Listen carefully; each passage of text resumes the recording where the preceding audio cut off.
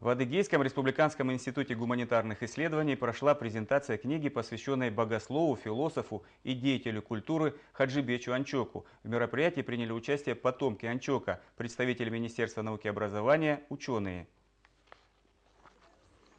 Хаджибеч Шаханчариевич, выходец из абадзекской дворянской семьи, служил в русской армии. В конце 19-го, начале 20 веков предпринималось много попыток сделать адыгейский алфавит на основе латинской и арабской графики. Анчок стал известен как составитель алфавита на арабской основе, которому, по мнению многих ученых, удалось наиболее точно передать все звуки адыгского языка. Используя свой алфавит, он делал фольклорные записи, записывал изречения, афоризмы на этнические, философские и религиозные темы.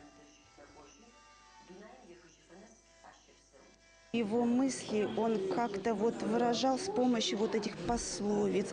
И я много раз задумывалась, где же именно вот его именно слова, вот мудрые слова, а где пословицы. Они вот так вот переплетались в его вот речи, в его мыслях, что вот я задумывалась часто.